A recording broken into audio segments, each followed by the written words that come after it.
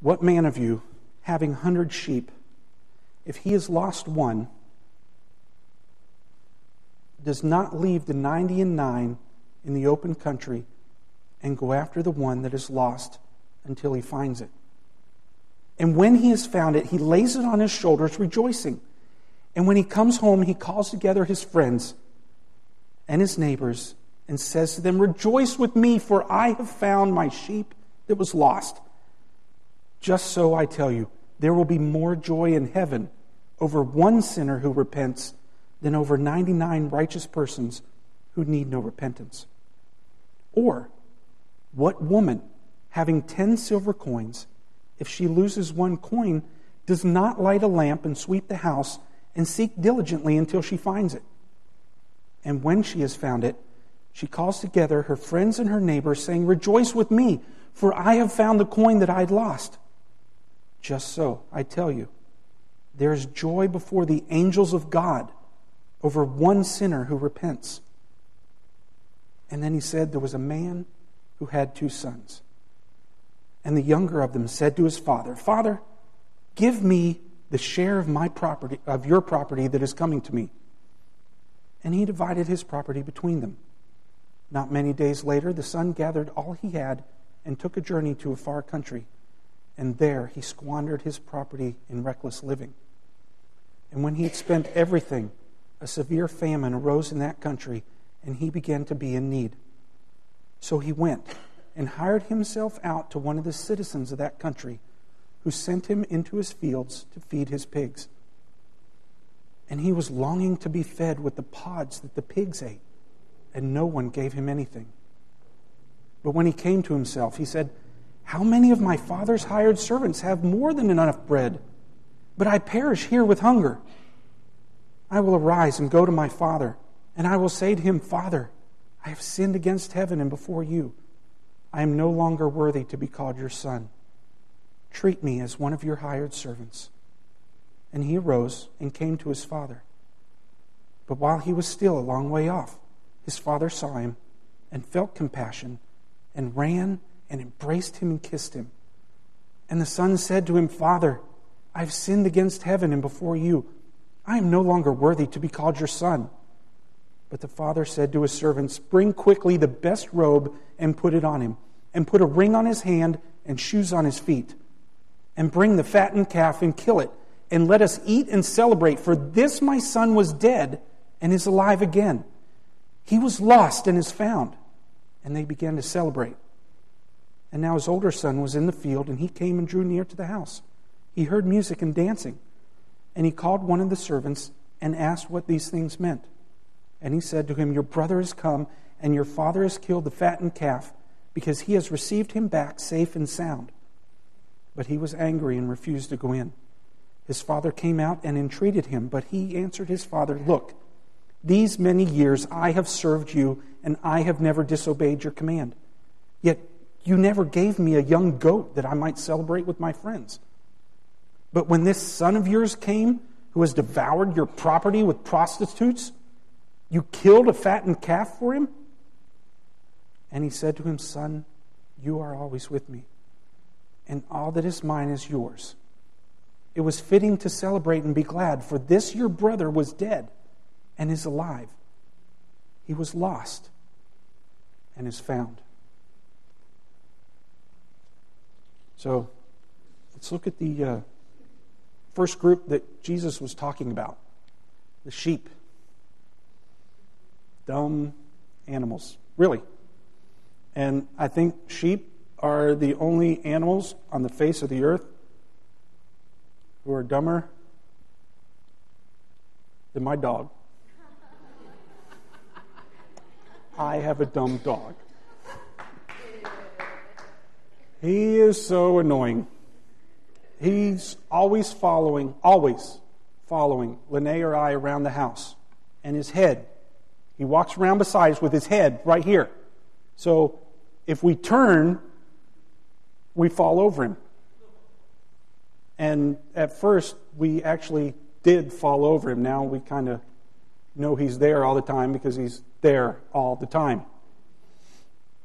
And so, when he's following us relentlessly, will stop and look at him and say, Mikey, you're a dork. Go away. And he'll just sit and look up at us like, okay, I'm a dork. What's that? Seriously. But sheep are dumb. How dumb are they? Sheep are dumb. How dumb are they? They are so dumb that in Turkey, shepherds led this huge flock of sheep out to the field to pasture. And then they left the sheep, went to their tents, and started to prepare their own meal. And while they were eating, they happened to keep their eye on the lead sheep, because all of the flock will follow the lead sheep, and they know who the lead sheep is. And so they would keep an eye on the lead sheep without having to watch thousands of individual sheep. They saw the lead sheep get too close to the cliff and fall. And then they watched in shocked disbelief as the entire flock follows the lead sheep over the cliff. Sheep are dumb. Only about, not actually 1,500 even, or 500 died. Because as the pile of sheep got bigger at the bottom of the cliff, the ones coming down after didn't have as far to fall, and the landing was softer. So they didn't lose the entire flock, but it makes you wonder how one guy stayed awake long enough to count the 1,500 sheep that fell off the cliff. Get it? Counting sheep? Stayed awake? Okay, moving on. Well, Jesus uses the image of the lost sheep to connect, or rather to reconnect, with those who have wandered off. He knows what it's like to work. He was a carpenter with his earthly father before he began his ministry. Long hours, hard days, only taking the Sabbath off. He understands how easy it is to get caught up in work and providing for your family. And when you have some downtime, you just want to spend it with your family. You've been working so hard to provide for them that now you just want to be with them. He knows. But he misses you. It's been a while since he heard your voice singing. It's been days or weeks since he had a conversation with you.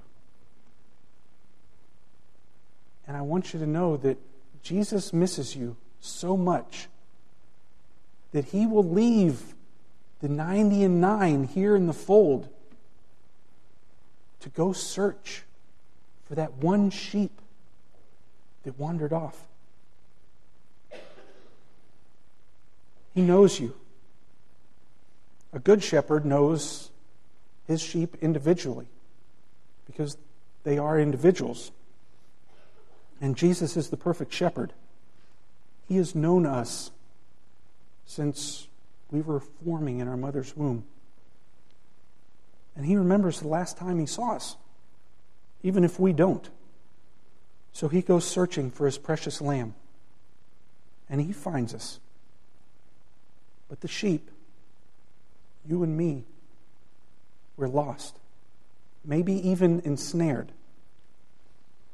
And when an animal is not expecting another animal or person nearby, or is trapped in some way, a sudden appearance of something else will instill panic. So Jesus approaches us gently, speaking softly to let us know that he's near. He approaches us non-threatening, with his arms held open, waiting for us to calm down.